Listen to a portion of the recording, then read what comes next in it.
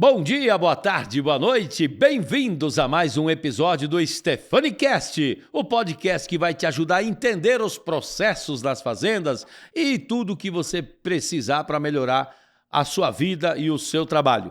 E hoje o assunto é muito especial e um amigo da gente aqui, Pedro Fistarol, engenheiro ambiental, e nós vamos falar sobre os problemas ambientais, os problemas não, né? Aquilo que a gente tem que fazer para evitar que os problemas ambientais aconteçam.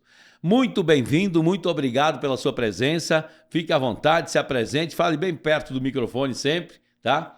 Então, seja bem-vindo, se apresenta aí, seu Bexiga. Mauro, obrigado pelo convite, meu amigo aí de algum tempo já, né? Algumas consultorias, né, Mauro? Graças a Deus. Desde a época do Senai, né? Desde a época do Senai, exatamente. Eu sou o Pedro Fistarol, sou engenheiro sanitarista ambiental, atuo aqui na região oeste da Bahia já há 10 anos, certo? Tenho uma boa experiência aí com consultoria ambiental em diversas áreas, tá? Tendo como foco sempre o agro, né? Aqui a nossa região é uma região muito forte, né, no agronegócio. Sim. Então a gente atua em várias frentes, mas a principal realmente é o agro, né? Atuando aí na parte de licenciamento ambiental, licenciamento para desmatamento de áreas, outorga de uso da água, certo? Entre outras licenças e consultorias e especificações de sede de empreendimento, né? Como eu sei que é a tua especialidade aí, parte de organizacional, né? A gente trabalha com acompanhamento organizacional da parte ambiental, certo? Isso aí é uma parte bem importante também. Atualmente eu atuo com a minha consultoria ambiental própria, né? Já prestei serviço para algumas consultorias, né? Aqui na região. E também estou atuando aí com a minha empresa familiar, né? Uma indústria de uniformes aqui, que foi onde o Mauro auxiliou a gente aí em algumas consultorias. Biovest, Bio, filho da Gota Serena. Eu esqueci do meu aniversário, mas hoje não, viu, seu Bexiga? Da Biovest. É uma empresa de uniformes, tem representação lá no Pará também. De vez em quando eu faço os fretezinhos. É isso aí, a gente se ajuda, né? Então, beleza. Hoje tu atua como diretor. Na verdade, foi o organograma que eu fiz na época. Exatamente. Você construiu para nós esse organograma lá, né, Mauro? E agora, hoje eu atuo como diretor lá da empresa também, né? Mas assim, ainda foco bastante na parte de consultoria ambiental, né? Para ter o conhecimento sempre em dia, né? Entendi. Assim, atendo vários clientes aqui na região, com vários processos distintos, certo? Atuo também na região do Tocantins, Piauí e Maranhão, certo? Que é o Mato Piba mesmo aqui, né? Mas o maior foco aqui na região oeste, porque a nossa demanda de serviço aqui é muito grande. Né? Então, já é algo consolidado aqui na região. Muito bem. Vamos entrar então nos assuntos, né? Quais são os problemas, né? As coisas que as pessoas precisam cuidar no ato de... em relação ao meio ambiente, as pessoas que não conhecem, que têm pouca informação sobre isso, o que seria mais importante para eles ter atenção em relação ao meio ambiente? Onde começa tudo? Pronto. Eu vou começar explanando um pouco sobre o agro, tá? Que é o meu principal foco. Depois a gente fala no geral. Tá? Mas considerando o agro, né, a fazenda tem que ter alguns documentos que são indispensáveis. Tá? São obrigatórios. Obrigatórios, isso, para a parte ambiental, tá? Então, o principal documento hoje é o Cadastro Ambiental Rural, que é o CAR, tá? Aqui no estado da Bahia é o CEFIR, né, que é um cadastro estadual específico. No Tocantins é outro cadastro específico, né? Tem nome específico, mas o nacional é o CAR. Então, o proprietário sempre tem que estar de olho no CAR dele, tá? É no CAR que são informadas todas as questões ambientais do empreendimento, certo? Tendo como princípio localização geográfica do imóvel, certo? E todos os tipos de uso do solo que lá acontecem. Então, o proprietário vai informar lá no CAR se a propriedade tem APP, se a propriedade tem reserva legal, se a propriedade tem área produtiva, ou se tem vegetação nativa só, entendeu? Ou tem alguma área degradada, isso aí é informado no CAR, tá? Então, o CAR é o principal documento ambiental do imóvel hoje, certo? Partindo do CAR, outras informações são necessárias, né? Então, o proprietário tem que ter em mãos o ITR da área. O que é ITR? ITR é o Imposto Territorial Rural, certo? Então... Tem que estar em dia, no caso. Tem que estar em dia. É o tipo IPVA, o IPTU da cidade. Tipo IPTU, exatamente, tipo IPTU, certo? Tá. Então, o ITR tem um número específico lá, que é do imóvel rural, tá? Então, tem que ter o controle disso. O proprietário tem que ter o CCIR, certo? Que é um outro cadastro que é vinculado ao INCRA, entendeu? Que é como se fosse o CPF da propriedade, entendeu? O CCIR. E é nele que vai estar descrito lá o tamanho da área do imóvel, a matrícula do imóvel, certo? no documento e a localização geográfica do imóvel. Então, o CCIR é vinculado diretamente... É como se fosse o CNPJ de uma empresa? É mais ou menos isso, exatamente. Tá. Como se fosse o CNPJ. A identidade da... Exato, tá. exatamente. Só que você não precisa utilizar o CCIR, por exemplo, para uma informação como se fosse um documento pessoal teu, né? Mas é um documento da Fazenda que tem que ser hoje averbado em matrícula, entende? Então é um documento muito importante e é nele que carrega as informações do georreferenciamento do imóvel, da localização geográfica do imóvel. Entendi. Né? Então é ali que fica a comprovação de onde a tua fazenda está, certo? Tá. Dentre outros documentos que tem que ser declarado também, é o CTF, junto ao IBAMA, o proprietário tem que ter, tá? CTF-APP, que é um outro documento muito importante. Tá? Então, o proprietário tem que ter esse CTF aí, caso ocorra alguma fiscalização do IBAMA, tem que ter essa documentação em mãos. Tá, esse aí tem a ver, tu falou da APP, que é a da preservação, da área de preservação? Não tem a ver com a área de preservação, tá? Mas ele chama APP porque é o Cadastro Técnico Federal de Atividades Potencialmente Poluidoras. Tá? Então, o APP é isso. Tá? Ave Maria! É um cadastro bem técnico. Com essa sigla aí mesmo. Isso, é um cadastro bem técnico. Mas o proprietário tem que ter isso aí em mãos, tá? Tá. Então, a gente falou do CAR, do ITR, CCIR, CTF. Tá? Esses são os principais documentos ambientais que a gente tem que ter em mãos como proprietário rural. E quem não tem, vai aonde para conseguir isso? Como é que faz? Quem não tem, o primeiro passo é procurar alguém que entenda dessa parte, que seria um consultor. Tá? Um engenheiro ambiental. Exatamente, um engenheiro ambiental ou um engenheiro agrônomo, ou até mesmo a própria contabilidade, porque comumente, né, as pessoas, muitas vezes os pequenos proprietários principalmente, né? Normalmente o grande, é nesses que eu estou falando mesmo. Normalmente o grande tem a consultoria, tudo, né? O pequeno proprietário, o ideal é que procure o contador. Tá. Né? Quem e já aí faz ele vai a atrás. declaração dele, por exemplo, o ITR, que é comum, né? Aí o próprio contador já vai falar, olha, tem que fazer o cadastro do CAR, certo? Outra questão que normalmente acontece no dia a dia do produtor é um financiamento bancário. Sim. Né? O produtor buscar crédito bancário. Os próprios bancos já solicitam toda essa documentação. Entendi. Então, o produtor rural tem que estar alinhado com a documentação ambiental para ter um financiamento bancário. Tá. E isso tem que ser renovado sempre? Como é que é? Tem que ser renovado. Assim, o ITR anual, que é pago, né? O CCIR também é um documento anual. O custo do CIR é bem baixinho, tá? Mas é um documento que é emitido anual. Ele era emitido há alguns anos atrás a cada 4 anos, certo? Mas agora passou assim, a partir de 2019, se eu não me engano, passou a ser anual, o CCIR. Certo. O CAR, ele tem que ser retificado quando ocorrer qualquer alteração no imóvel rural. Por exemplo, alterou um número de matrícula do imóvel. Alterou o tamanho da área, ou fez um desmate no imóvel, certo? Ou houve uma degradação ambiental no imóvel. Tem que fazer alteração do CAR sempre que acontecer isso. Ou, caso não tenha nenhuma alteração específica, fazer a atualização dele a cada 4 anos, certo? Então, o que seria a atualização? Contratar um profissional que sabe mexer com o CAR, no caso, de preferência um engenheiro, né, que tenha conhecimento do CAR, que ele vai assinar uma anotação de responsabilidade técnica para isso e vai entrar no cadastro lá e fazer a alteração adequada. Entendi. Muitas vezes é só finalizar novamente o cadastro, mas tem que ter um acompanhamento técnico para isso, tá? Até porque a pessoa que for fazer o cadastro, ela é corresponsável pelas informações. Entendi. Certo? Ele é um cadastro que ele é autodeclaratório, certo? E por ser autodeclaratório, quem declara é responsável por ele. Tá? Então, vou eu lá, sem ter conhecimento técnico nenhum, fazer o cadastro de forma inadequada. Isso aí pode gerar penalidades no futuro, certo? Entendi. Porque todos esses cadastros aí, no caso do CAR, são analisados pelo órgão ambiental. Ou estadual ou federal. Tá, então, os órgãos ambientais estaduais, quais são os órgãos? Qual é o órgão? Aqui na Bahia é o INEMA. INEMA. Certo. No Tocantins, por exemplo, é a Naturatins, né? Piauí e Maranhão é SEMA. Então, cada estado tem o seu órgão específico. Estadual, né? Isso. E o federal é o IBAMA, O federal é o IBAMA. Exatamente, o federal é o IBAMA. E é assim, é o IBAMA que controla, o IBAMA junto com o Ministério do Meio Ambiente controla os sistemas, certo? Estaduais. E aí, os sistemas federais, tá, né? E os estados que reportam para o federal, tá? Muitos estados utilizam o próprio sistema federal, não tem um sistema próprio, né? O IBAMA mesmo. Exatamente. Tem tu sabe algum estado que é assim, não? Maranhão, Piauí, é assim, Tocantins e Bahia já não, tem um sistema próprio que transmite os dados para lá. Pro IBAMA, no caso. Entendi. Entendeu? Tá, e vamos, já que a gente está falando sobre IBAMA e tudo mais, quais são as regras, né? Eu acho que a maioria sabe, mas, enfim, talvez não tenha, a gente não sabe. Em relação às áreas de preservação permanente, né? APP, não é assim? Isso, positivo. Pronto.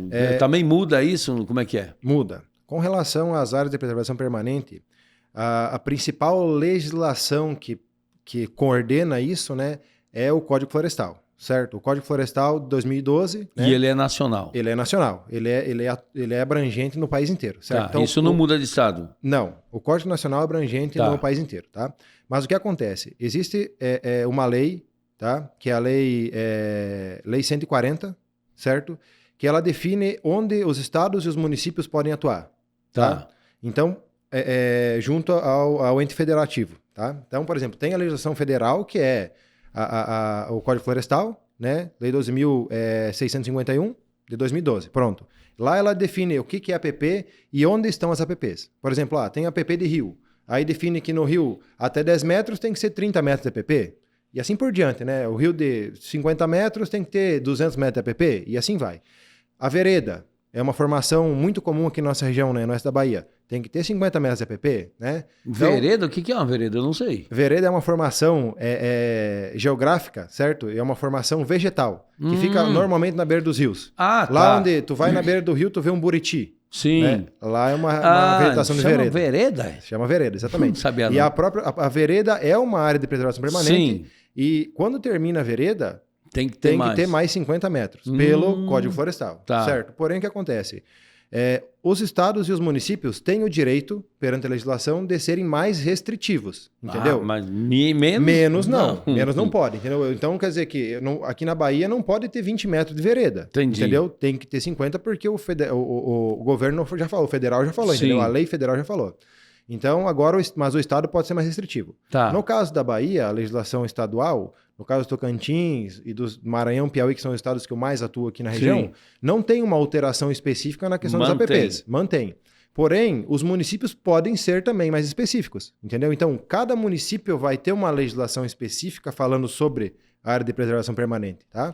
Ave Maria! Aqui na nossa região, um exemplo é Correntina. As APPs de vereda de alguns rios específicos da região de Correntina tem 200 metros e não 50. Entendeu? Então, o que acontece? É muito importante que o produtor rural, sendo ele grande ou pequeno, procure um profissional da região mesmo, né? É adequado ser da região, né? Sim. Como o teu podcast abrange o país inteiro, é adequado ser da região para ser um técnico que tenha conhecimento regional e saiba fazer um cadastro de forma adequada, certo? Entendi. Muitas vezes, por exemplo, não é falando que eu não seja capacitado para isso, mas vem uma pessoa, um proprietário lá do Acre me contratar, certo? Eu vou saber tu vai ter que estudar toda a legislação. Exatamente. Eu vou saber que a federal é uma, mas eu tenho que verificar se tem específica do estado, específica, entendeu? Então, é interessante que contrate um profissional habilitado da região. Cara, certo? Tá. E quanto por cento tem que ter de preservação da área? Perdão. A porcentagem de área também muda, né? Em relação a regiões, eu acho que não é isso? Muda. Isso aí depende do bioma, certo? Do bioma e do tipo de vegetação, tipo de floresta que existe no empreendimento, tá? Então é o seguinte, a questão da APP, ela tem que ser obrigatoriamente preservada. Tem APP no teu imóvel, tem que preservar. Sim. Claro que, assim, existem algumas definições aí no meio que a legislação trata de forma diferenciada, né? Principalmente para imóveis rurais que foram desmatados antes de 22 de julho de 2008, que é a data da anistia do Código Florestal, que Entendi. fala, tá? É uma data bem específica e tem algumas considerações específicas, mas generalizando, certo? Então, você tem que preservar a APP do imóvel, certo? Aqui na região oeste do estado da Bahia, que a gente está no bioma cerrado, e é uma transição entre cerrado e caatinga, que é uma vegetação que não tem um porte muito grande, né? Que é uma vegetação mais baixa, mais rasteira, né? Com árvores contorcidas, que é a característica do cerrado.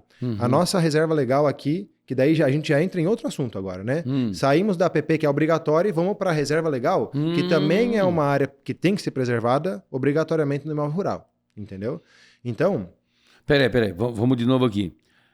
A área de preservação permanente é uma coisa e reserva legal é outra. Exatamente. A APP, ela tem a ver com as áreas perto de rios e coisa assim? Isso.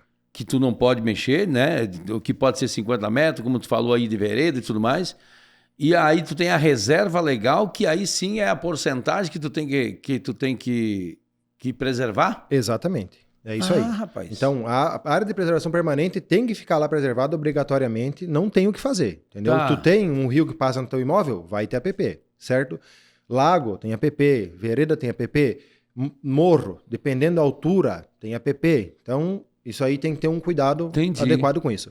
Além disso, além de preservar isso, o proprietário do imóvel rural tem que ter a reserva legal obrigatória. E essa reserva legal é essa que é então em porcentagem? Exatamente, essa que é em porcentagem. Aí, aqui e que tem a ver com os biomas? Exatamente. Por exemplo, se a gente for pegar na Amazônia Legal, 80% de reserva legal.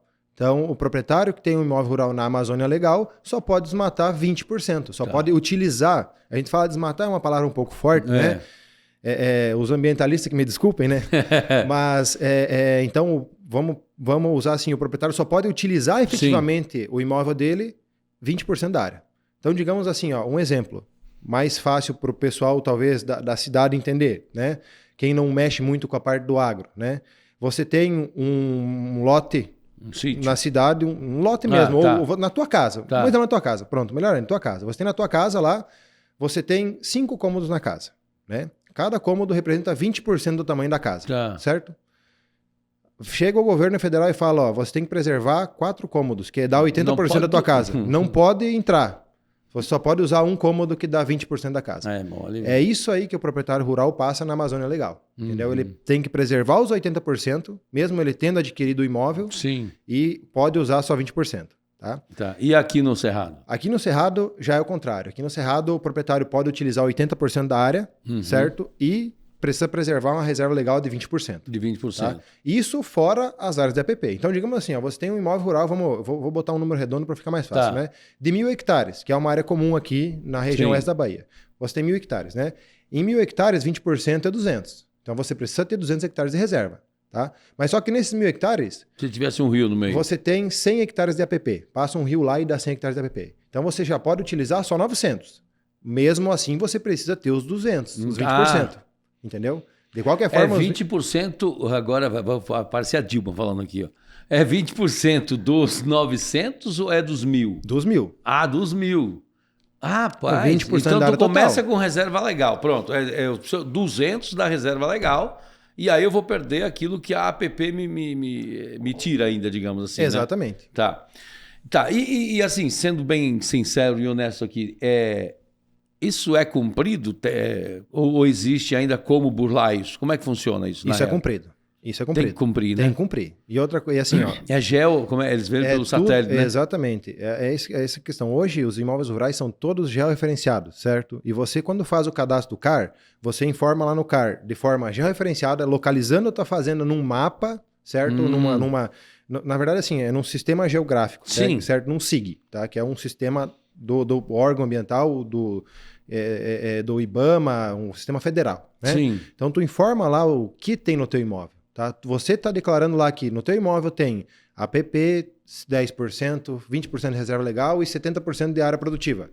Seu fiscal do IBAMA ou do INEMA que seja, ou de qualquer outro órgão ambiental, chegar na tua fazenda com o teu CAR e verificar que está errada a informação, além de você ser multado por estar exercendo de forma errada a atividade, você pode ser multado também por informação incorreta ou informação falsa, no caso. Sim, né? Falsidade de informação. Isso mesmo. Que incorrem multas, 2 multas. Essa já é uma ideia do que o produtor rural pode passar. Tá? Entendi. E assim, é cumprido pelo produtor rural, assim, claro que não dá para falar por 100%. Sim. Mas por 98% dos produtores rurais é cumprido de forma, assim, ó...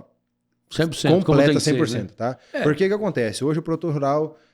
a maioria dos produtores rurais, claro que não todos, mas a maioria precisa de um financiamento bancário, de um subsídio bancário para fazer a plantação, né? Vai lá e pede um financiamento para o banco. Primeira coisa que o banco pede são os documentos ambientais, certo? É o primeiro. Primeira coisa. Então, ó, preciso que você me apresente o CAR do imóvel, o CCIR, o ITR do imóvel, tudo certinho. Aí, matrícula, que é o título de propriedade do imóvel, né? Que é comum para todo imóvel que seja, né? Sim.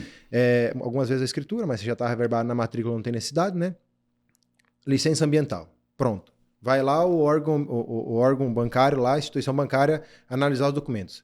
A própria instituição bancária hoje tem um sistema de informações que vai lançar lá o perímetro da fazenda, no caso a poligonal do imóvel lá, vai lançar e vai verificar onde está a localização do imóvel, vai conseguir pegar imagens de satélites anteriores e recentes para entender como que foi o uso do solo do imóvel. O próprio banco vai saber quando o proprietário desmatou aquele imóvel, tá?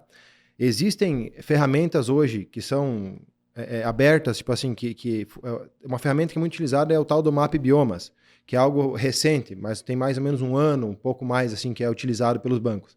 Esse tal do Map Biomas é uma ferramenta que foi desenvolvida por ONGs em parceria com o governo, certo? E nele mostra todas as áreas que foram desmatadas a partir de, digamos, 2018, 2017, tá? Então tem lá um alerta. Se a tua área está lá dentro daquele Map Biomas e ela foi desmatada de forma legal, tudo bem, você apresenta a licença de desmate. Sim. Se foi desmatado de forma ilegal, o banco já bloqueia o recurso, não libera recurso. Entendeu? Então o proprietário rural tem que seguir à risca a legislação hoje em dia, porque senão ele não consegue operar efetivamente a fazenda, tá? Fora os riscos de multa, embargo e tudo mais, sabe? Que já é uma questão que a gente deve conversar logo mais também. Então, exatamente. Na minha sequência aqui está as áreas degradadas. Eu tinha uma coisa que acabei esquecendo, daqui a pouco me lembro e eu pergunto. Mas então vamos lá. E sobre áreas degradadas, né? Vamos supor, se aconteceu, vamos supor que o cara cometeu um crime lá. Como é que funciona? Ele mesmo vai ter que recuperar? Como é que funciona isso? Ou, sei lá, me explica aí melhor. Pronto, vamos lá. Essa questão de área degradada, ela está bem em foco hoje nas questões ambientais, certo? Os órgãos ambientais têm fiscalizado bastante, tá? Não é só aqui na Bahia, mas em todo o Brasil, certo? É uma política do governo atual, né? Fiscalizar e atuar bastante nessa questão aí de corretiva, certo? Sim. Então, tem acontecido o seguinte, por exemplo, vai lá o proprietário rural e desmata a propriedade dele, né? Com uma licença autorizando, né? De forma legal. Pronto. Chega a fiscalização, apresenta a licença, está tudo ok. Passou. Vai o vizinho lá e acaba desmatando sem licença. Tá? Desmatou sem licença, automaticamente já é passível de um plano de recuperação ambiental. Um PRAD. Tá, um PRAD. Isso. E faz o quê? Tem que fazer o quê? Pronto. Aí, existe... Vai tomar multa, no caso, né? Isso. Aí a pessoa que desmatou ilegal toma multa, tá? Isso aí com certeza. E essas multas são por hectare? Como é que é isso? Pronto. Aí desmatando a área que é fora de reserva legal EPP, né? Existem dois tipos de multa. É uma multa que é para a área fora de reserva legal EPP e uma multa que é para dentro da área de reserva legal EPP, tá? A multa para fora da área de reserva legal EPP, que é da área que seria útil, utilizável do imóvel, sim, é R$1.000 por hectare, certo? Mas peraí, deixa eu entender uma coisa aqui. Vamos lá. Eu tenho lá 1.000 hectares. Vou ter 1.000 hectares, viu, essas bexigas? Brincadeira. Tendo 1.000 hectares, eu vou lá e tenho os meus 200 aqui e tenho mais uma galera aqui, que é o da APP. E eu vou desmatar aqui onde eu, teoricamente, poderia, mas sem licença. É isso que você está me falando, então. Exato. Tá. Na área que tu pode desmatar, mas só que tem que ter licença. Tem que ter licença, tem que ter autorização. Se eu desmatei e depois, gente, eu sabia que eu podia, vem cá, me dê essa licença aqui. Não existe isso, não. Tem que pedir antes de desmatar. Tem que pedir antes de desmatar, certo? Aí depois já vai para ajuste de conduta, né? Porque você teve uma conduta incorreta, então você vai ter que fazer um ajuste. Então você vai ter que fazer um TAC. Normalmente, que é TAC? É termo de ajuste de conduta. Tá? Então, normalmente você vai ter que fazer um TAC, um termo de ajuste de conduta para o erro que você cometeu. Entendeu? Tá, mas é o que isso? É tipo assim, quando o cara comete um crimezinho, vai ter que pagar serviços sociais. Como é que funciona esse Vamos lá. TAC? Vou trabalhar nessa com áreas menores, tá? Vai lá o proprietário, o pequeno proprietário, porque normalmente quem acaba fazendo esse tipo de situação é o pequeno proprietário. O grande proprietário já tem consultorias, né? Então é mais difícil. Então o pequeno proprietário vai lá e desmata 1 hectare da área dele. Tá? Aqui no Cerrado é pouco comum isso, mas acontece. Né? Mas vamos trabalhar então na região lá do Rio Grande do Sul. Tá? Vai lá, Rio Grande do Sul, Mata Atlântica, não pode desmatar, tá? É proibido desmatar. Vai lá o proprietário desmata 1 hectare de vegetação nativa lá, que poderia ser desmatado, tá? Que está fora de reserva legal, só que acontece, está dentro da Mata Atlântica. A lei não permite, tá? Mas desmatou.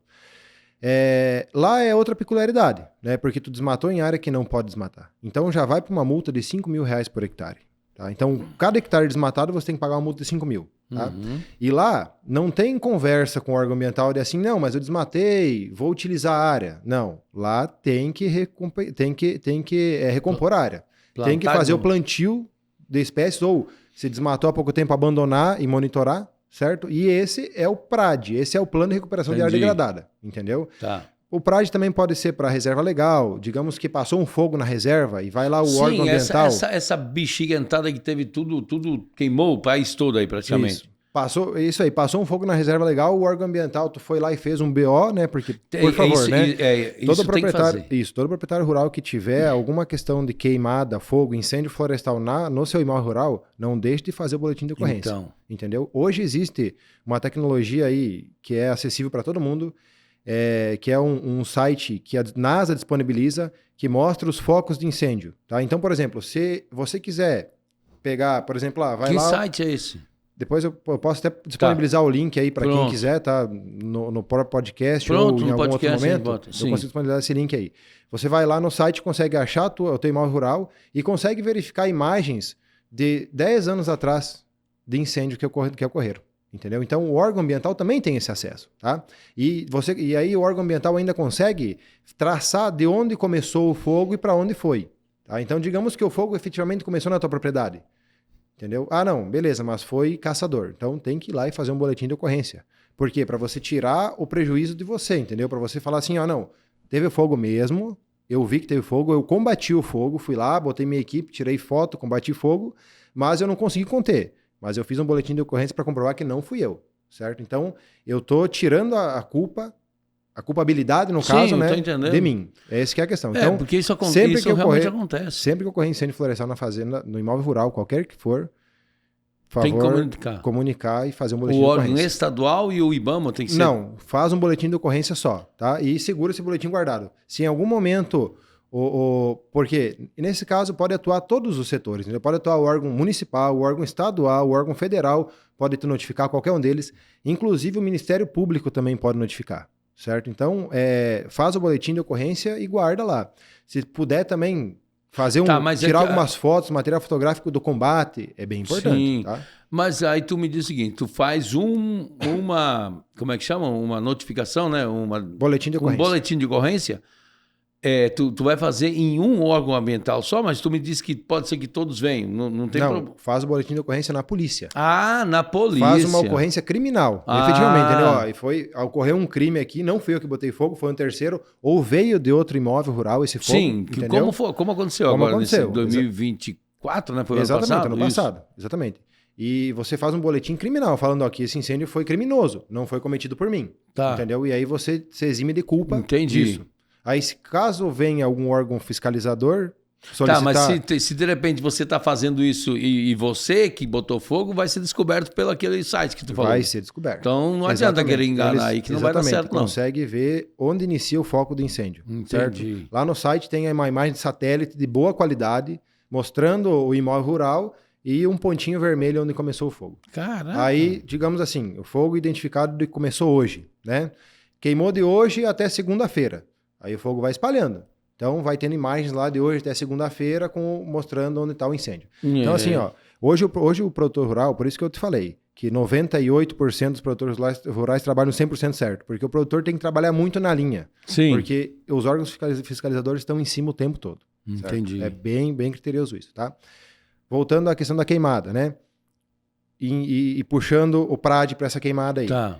Queimou a tua área, né? Beleza. Foi terceiro que botou fogo, fez boletim de ocorrência, beleza, não é culpa tua.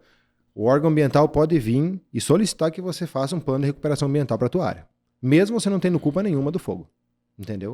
Por isso que é muito importante combater o incêndio, tá? Porque senão sobra para você. Porque senão sobra você. Exatamente. Ah, rapaz. Exatamente, essa questão do fogo é complicada. Aí, pegou fogo na APP, pegou fogo na reserva legal, tá. É passível de cobrança para recuperação.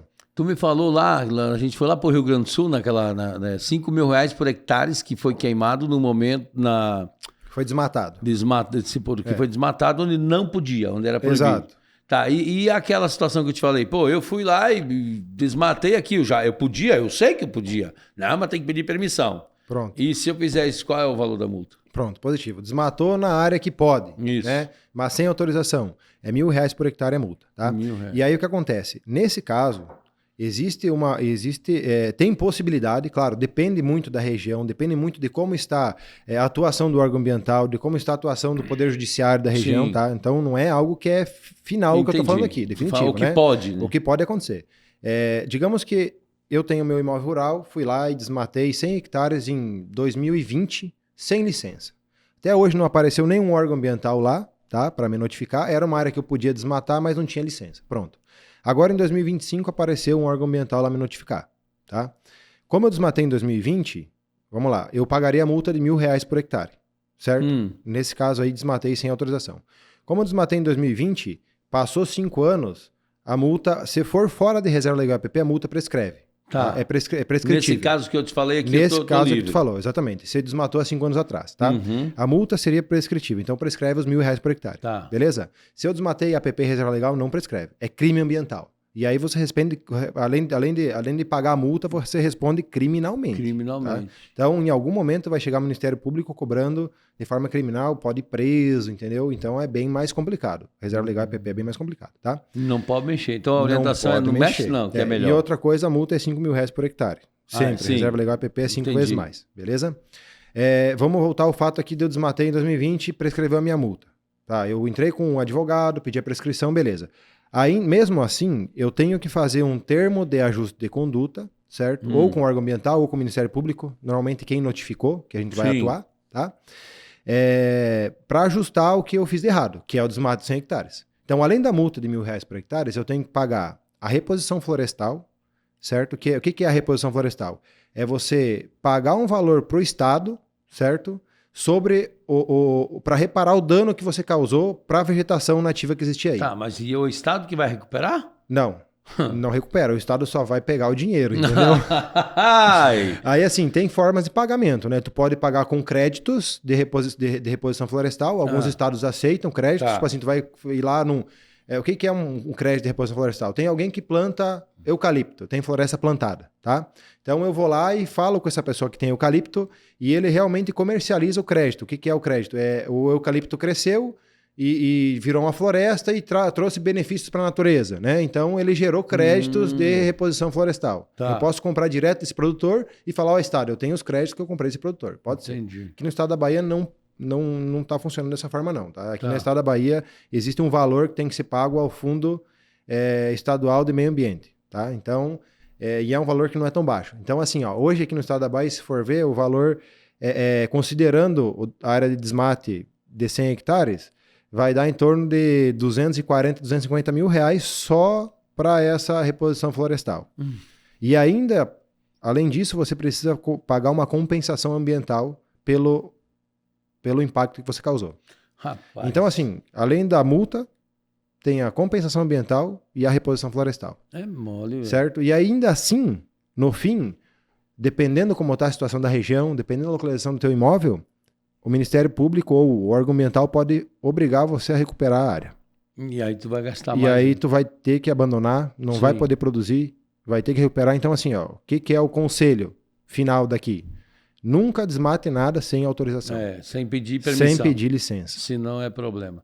Exatamente. Agora me tira outra dúvida aqui. Vamos lá. O cara tem um sítio lá, uma área, sei lá, 10, 15 hectares, e está preservando ali. Só que é o seguinte, ele trabalha com pecuária, tem que fazer cerca. Aí ele vai lá e tira árvores lá daquele espaço. Isso pode ou não pode? Como é que é? Assim, ó, na teoria não pode. Tá? Qualquer árvore que for desmatar, qualquer espécie de vegetação nativa, florestal mesmo, né? Árvore mesmo, que for desmatar, tem que ter autorização. Mas hoje, se tu for cortar uma árvore na tua casa, teria que ter autorização. Entendeu? Então, é isso que teria. Porque eu lembro que lá no Rio Grande do Sul, meu pai, minha mãe mora lá até hoje, né? Meu pai que falecido, ele me falou que, rapaz, só falta agora eu não poder cortar os eucaliptos que eu plantei quando eu tinha lá uns 20, 30 anos, sei lá, aqueles eucaliptos, bem, os grossão lá, e tava com problema. A minha pergunta é a seguinte, por exemplo, se o cara plantou esses eucaliptos aí, isso não vai ter problema, ou vai, hoje, na legislação de hoje? Não, floresta plantada, de espécie exótica, é diferente, certo? O que a gente tem que ter cuidado... O que eu não posso tirar lá é um IP, por Exato, o que tem que ter cuidado é com vegetação nativa, tá? E assim, principalmente espécies protegidas, tipo um pequi, por exemplo, né? Mas no geral, vegetação nativa. Se tu no teu imóvel lá e for cortar uma árvore de vegetação nativa, o correto é a tua autorização. Moço, tu falou em pequi. Cara, uma curiosidade que aconteceu, justamente quando logo que eu cheguei para cá, e eu fui, acho que eu estava indo para o Maranhão, Aí eu passei ali no Tocantins e vi aquele monte de lavoura com um monte de árvore dentro. Eu disse, mas, né, em pé lá. Aí eu não sabia disso, né, logo no início.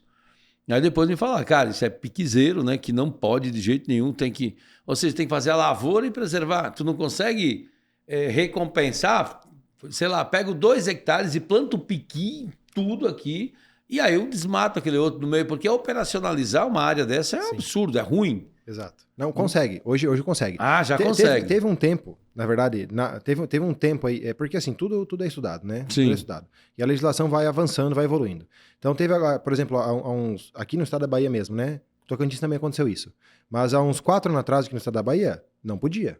Não tinha conversa com o órgão ambiental, entendeu? Aí foram melhorando as políticas públicas aí e entendimento, né, dos órgãos licenciadores da necessidade de tirar a espécie protegida. Sim. Aí hoje já tem uma compensação, entendeu? Então, tipo assim... é muito mais lógico, hoje né? em dia, apareceu o piqui na tua licença lá de supressão, apareceu o piqui, né? Tu faz um inventário florestal, mede as árvores e tal, né? Faz todo o estudo ali, apareceu o piqui lá na tua fazenda, né?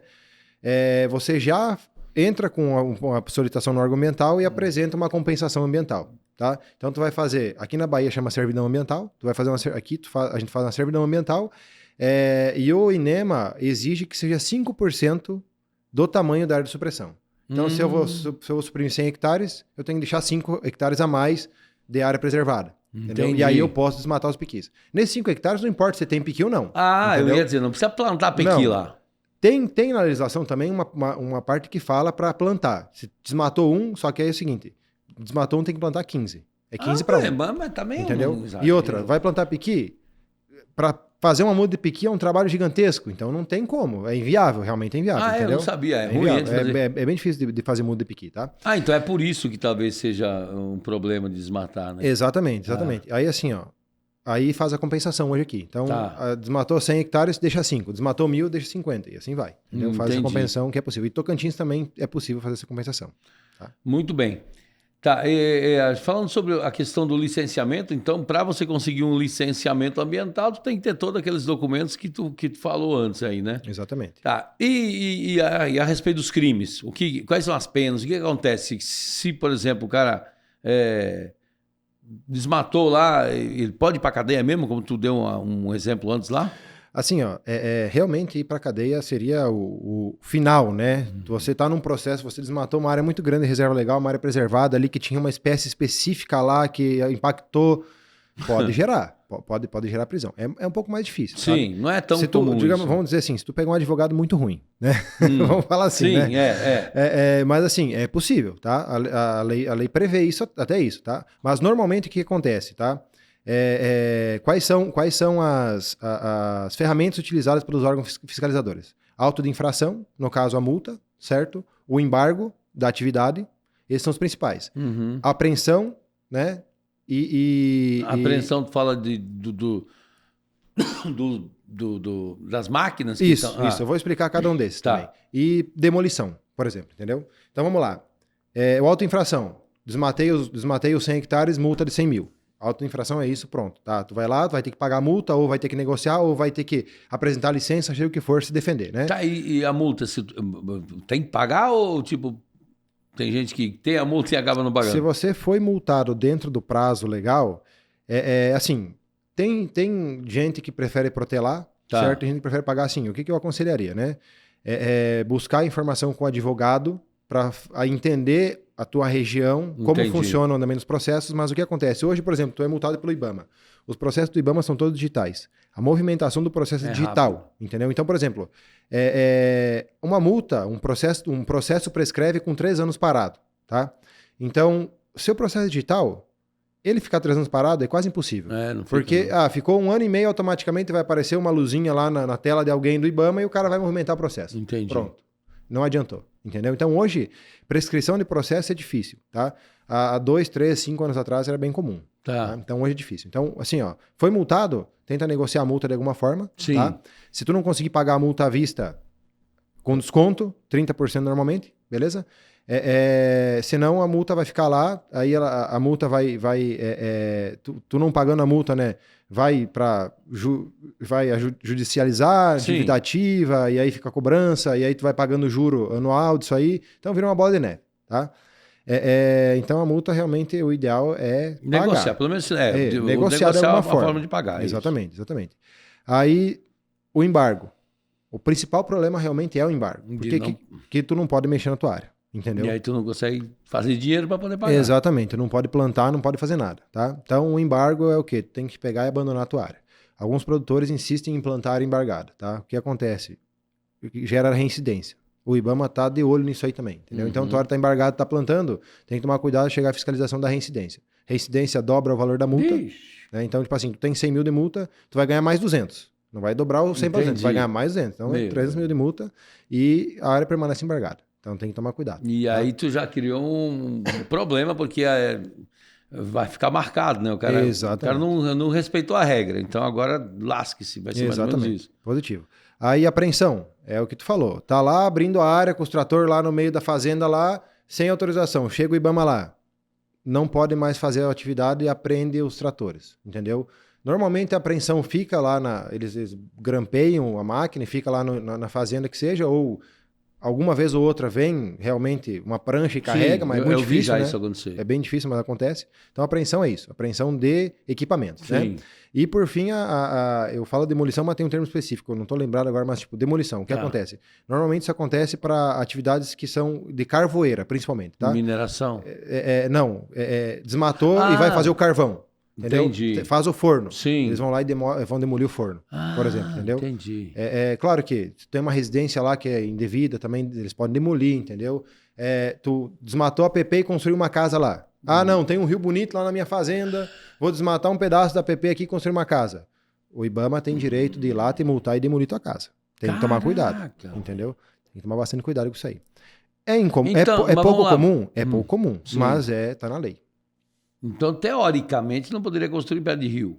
Teoricamente, não. Entendi. Se não for uma construção consolidada, algo de utilidade pública, principalmente, tá? Não pode. E me diz uma coisa, a respeito, eu até gravei um podcast, o podcast anterior a esse, vocês que não assistiram ainda, vão lá, né? Aproveitem, compartilhem essa bexiga, se inscreve no canal, já que nós estamos falando sobre isso aqui, né?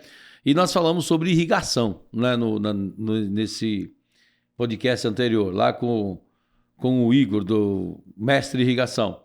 E a gente falou, até ia entrar no assunto sobre a outorga, né? Aí eu disse até para ele, não, depois eu vou gravar um podcast com ambientalista não, engenheiro ambiental. Obrigado. Já pensou, velho? Para falar sobre isso. Então me fala aí, sobre a outorga, o que precisa, como é que funciona, é difícil, enfim. Perfeito. Eu vou tratar aqui do estado da Bahia, que é onde eu realmente tenho mais conhecimento, certo? Sim. Mas, assim, basicamente é muito parecido para o Brasil inteiro, tá? Então, aqui no estado da Bahia, assim, quem dá a licença de outorga, né? Quem permite o uso da água, outorgando a licença, é o estado para rios estaduais, certo? Quando é rios federais, no caso, por exemplo, São Francisco. Isso, Rio São Francisco, que na região tem o rio Carinhanha, que divisa Bahia, Minas Gerais, entendeu? São rios federais, que passam por mais de um estado. Então, nos rios federais... sempre o rio... Isso eu não sabia. Rio federal é quando ele passa em mais de um estado. Mais de um estado, exatamente. Rios federais passam em mais de um estado. Quem dá a autorização de uso do recurso hídrico, que é a outorga, é o governo federal. O governo federal, que é por meio da ANA, a Agência Nacional de Água, certo? Aqui na Bahia, recurso hídrico, na verdade, todo o recurso hídrico do estado da Bahia, Tocantins também, é tudo gerenciado, na verdade, todos os estados, tá? O recurso hídrico estadual é gerenciado pelo órgão estadual, tá? Recurso hídrico não entra em gerenciamento municipal, certo? Perfeito. Licenciamento tem gerenciamento municipal, mas recurso hídrico não, tá? Então, aqui na Bahia, eu vou lá no INEMA pedir uma outorga de uso da água, né?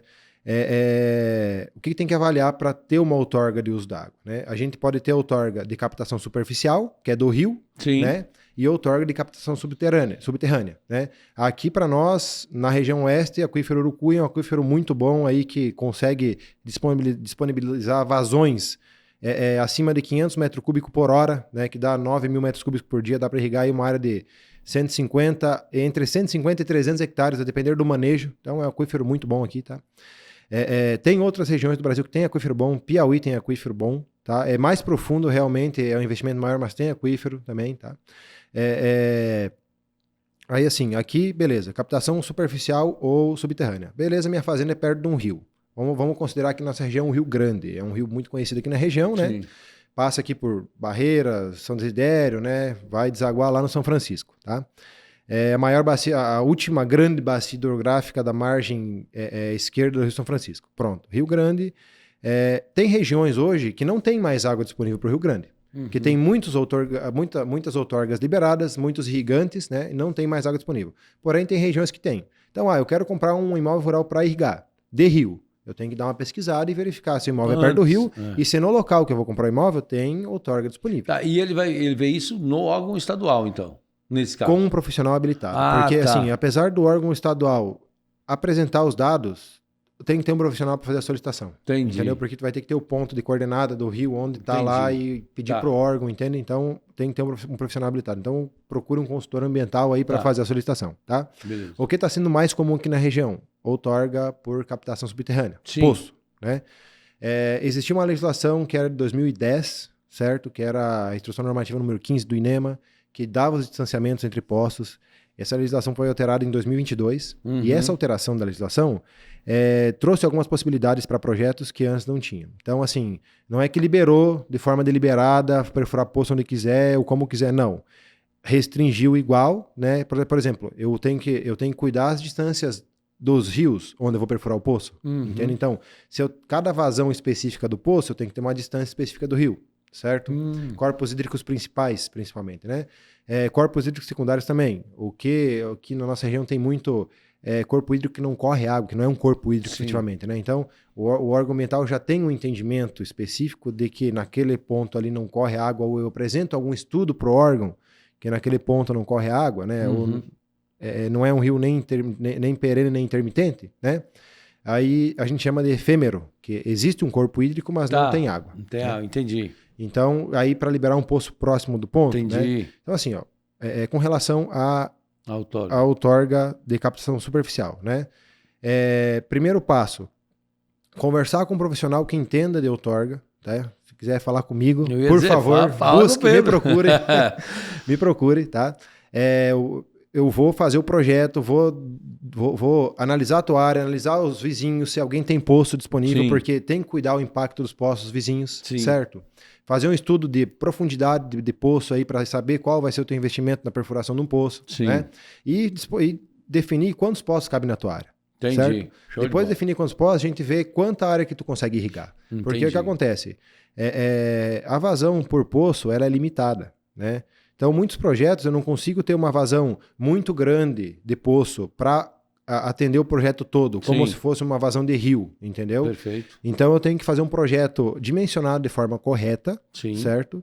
E com o manejo correto depois das culturas também. Entendi. Certo? Porque eu vou ter que ter um trabalho ajustado disso tudo, para não faltar água. Né? Digamos que eu tenho ali uma área irrigada e eu pretendo plantar só milho na área. O milho é uma cultura que demanda muita água, né? Mas eu quero plantar milho safrinha. A safrinha aqui na nossa região não chove, né? Se pegar uma chuvinha no começo. E o milho é uma produção, um produto que demanda muita água. Então eu vou plantar minha fazenda inteira de milho, sendo que eu tenho pouca água disponível pelos poços. Não dá. Então essa que é a gestão. Entendi. Né? A gestão do... Muito bem. Pedro, nós teríamos, acho que, muito mais assuntos ainda para falar, mas estamos chegando ao final do nosso compromisso aqui, né? Eu sempre peço para o convidado falar uma história aí, alguma coisa relevante que aconteceu na sua vida que você possa compartilhar. Não sei, eu não tinha combinado isso com você. Tu consegue lembrar alguma coisa aí? Consegue compartilhar? Assim, ó, eu vou falar específico da parte ambiental, né? Tá. A gente, no nosso dia a dia de trabalho, vai aprendendo de tudo um pouco, né?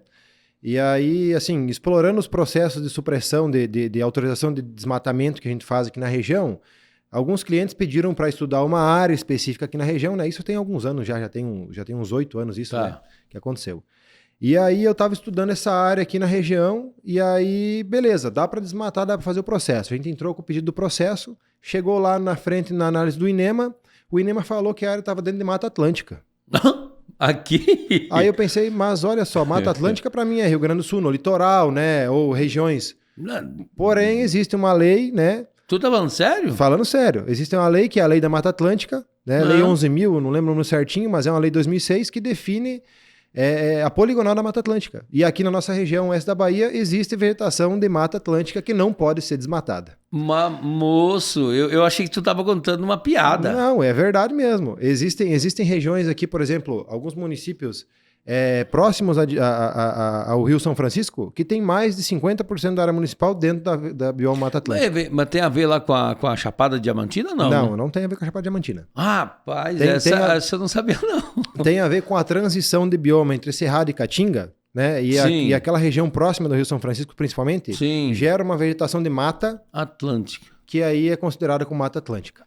E tem várias regiões aqui no oeste da Bahia que são vegetação de Mata então Atlântica. Vocês aí, viu, gente? Presta atenção aí que eu juro pra você, eu achei que tu ia contar uma piada, por isso que eu até dei uma risada. Mas, rapaz, então, boa, show de bola. Mas então vamos lá, vamos encerrando aqui. Muito obrigado de verdade, Pedro, pela sua participação. Eu acredito que a gente vai gravar mais podcasts, que tem muito mais assuntos, né, em relação ao meio ambiente. Então, pode deixar a sua rede social ali, o que quiser, o seu contato, para o pessoal te procurar aí. Positivo. Pessoal, podem me procurar no Instagram, @PedroFistarol, certo? Contatos, me chamem lá que eu passo meu contato pessoal, a gente entra em contato aí, caso precise de projeto ambiental, tô disponível, certo? Para atender todo mundo aí. Show de bola. Eu e a minha equipe também de trabalho, certo? Show de bola. E também, caso precise de uniforme, né? Precisando do uniforme, pode entrar em contato comigo também, certo? Representando a Biovest aqui também. Também tem Instagram, né?